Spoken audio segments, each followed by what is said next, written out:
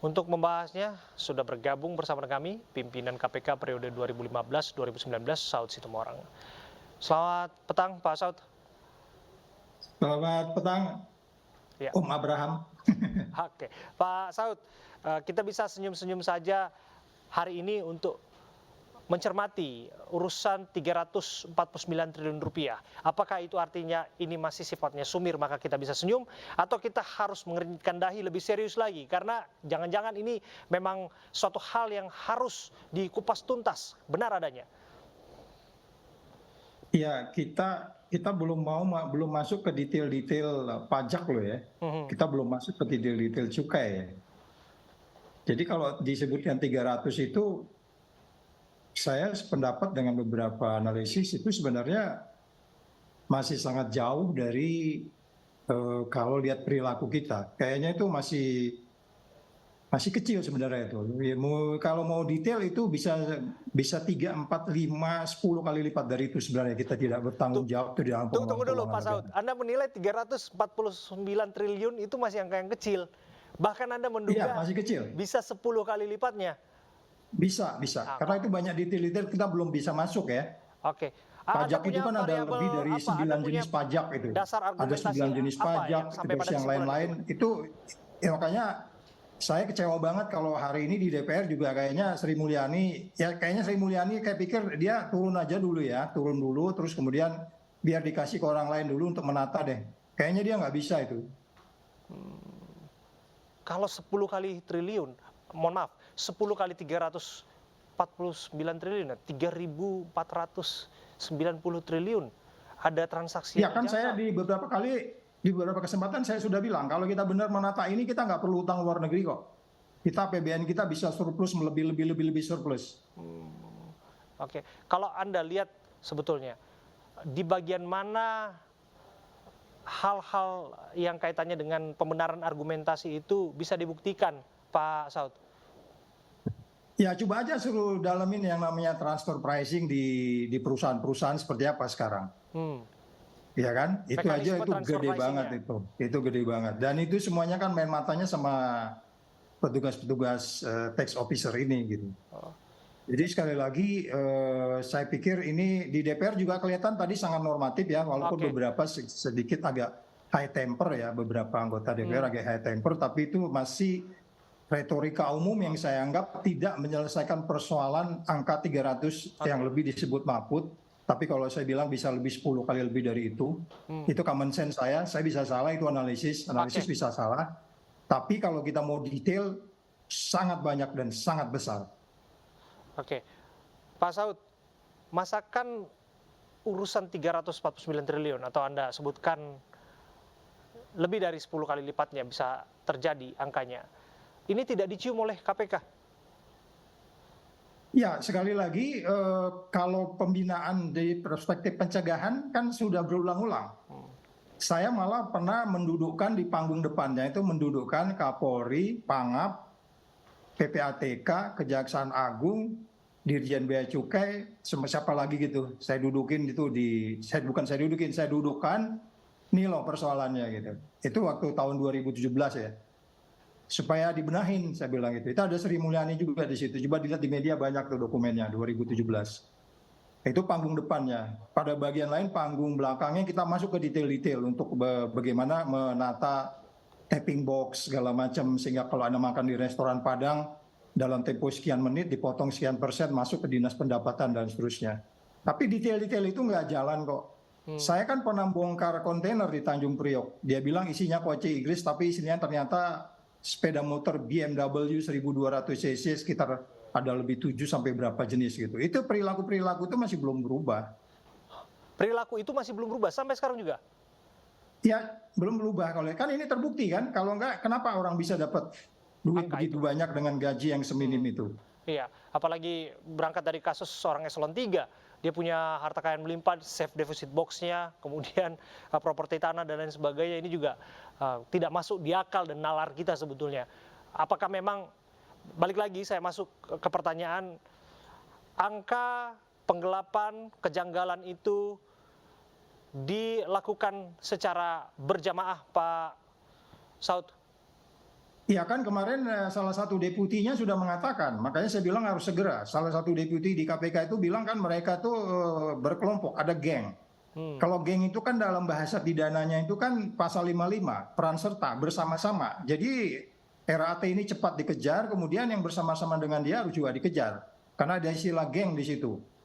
Ya, itu istilah geng kan nggak datang begitu saja. Ini lagi-lagi kita bicara pencegahan, tapi otaknya harus penindakan. Jadi sekali lagi, ini banyak detail-detail. Kalau saya lihat di Ibu Sri Mulyani, saya pikir dia istirahat dulu ya, biar dia bebas dari konflik of interest gitu ya, untuk kemudian dan jangan lupa ini negara kita ini bukan milik rejim yang sedang memerintah sekarang, karena utang ini nanti akan diwariskan kepada pemerintahan yang akan datang. Jadi harus dibenarin dengan apa ini, dengan sustain untuk kemudian berintegriti dan kemudian jangan memakai lagi retorika umum yang kita lihat tadi jawabannya di DPR juga begitu, kesimpulannya juga sangat normatif ya.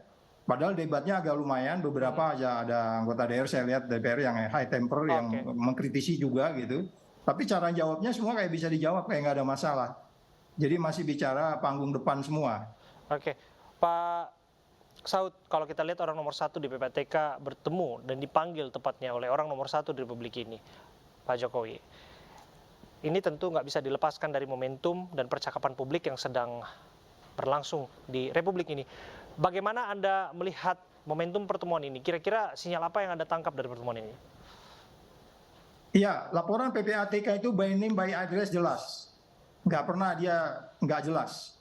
Kalau ada transaksi di luar profilnya, misalnya Mr. X, ada ini sama istrinya juga, umpamanya begitu, itu jelas.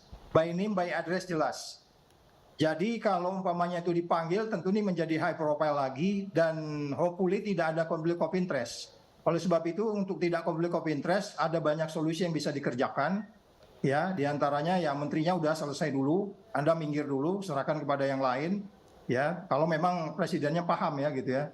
Karena sekali lagi ini persoalan ini besar sekali ya, karena negeri kita ini angkanya besar. Saya katakan kita nggak perlu utang sebenarnya kalau ditata dengan benar. Kita belum detail masuk ke transfer pricing. Jadi kalau pertanyaan Abraham tadi ada apa, kita anggap aja itu menjadi sebuah pertanggungjawaban, tapi kita lihat what next-nya.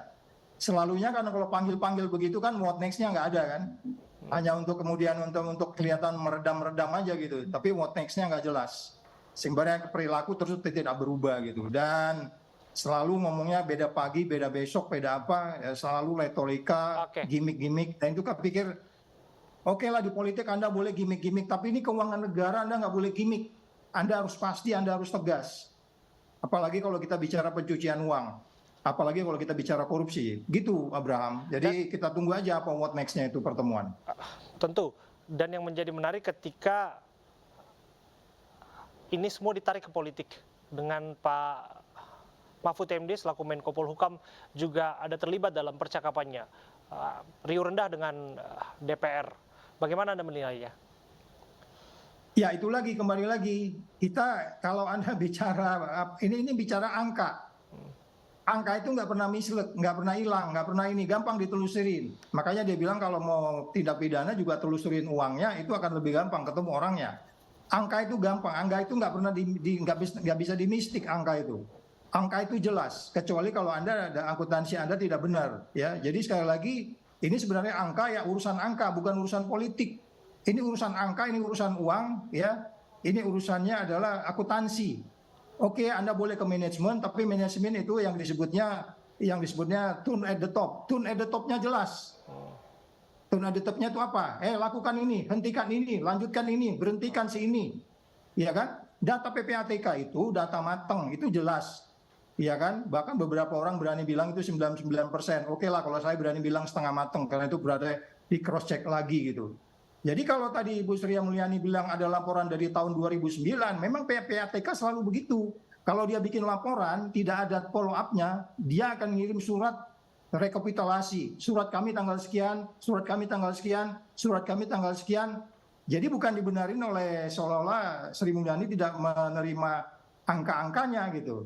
Yang dia terima memang rekap. Rekap itu menjelaskan rekap surat nomor sekian itu tentang si X. Si X ada transfer, ada transaksi yang suspicious, sekian dari sekian sekian gitu. Jadi surat itu Oke. menunjukkan. Pak Saud, Halo, baru masih. iya, Pak, mohon maaf tadi kami potong karena ada tiba-tiba keterangan yang disampaikan oleh Presiden Jokowi.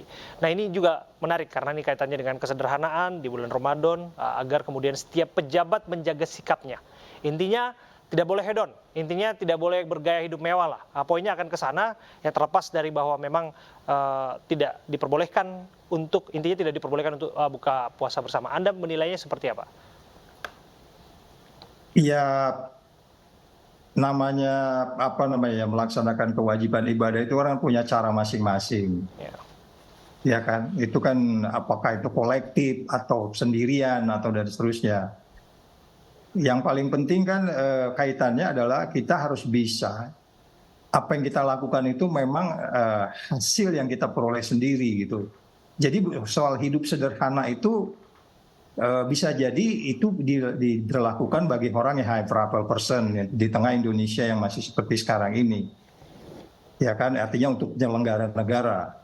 Yang saya khawatirkan jadi orang yang memang hasilnya halal, katakanlah dia punya mobil Rubicon, tukang servisnya itu dari Jawa Tengah dan masuk ke dalam lagi perkampungan tukang servis mobil itu. Jadi memandangnya jangan salah gitu. Penyelenggara negara, penegak hukum dengan swasta itu sesuatu yang berbeda. Saya khawatir himbauan-himbauan itu justru juga akhirnya menjadi adanya gap di antara kita. Harus hati-hati kalau bicara lifestyle. Oke. Lifestyle itu adalah sesuatu yang sebenarnya ketika pidana, lifestyle is lifestyle. Oke. Ini yang kita harus hati-hati. Oke, harapannya jangan sampai urusan lifestyle itu ada kaitannya dengan 349 triliun. Sekali lagi terima kasih. Yes, that's it. Terima kasih Pak Saud Situmorang selalu memberikan kami komentarnya terkait dengan apa yang terjadi dalam percakapan isu publik saat ini. Terima kasih Pak Saud.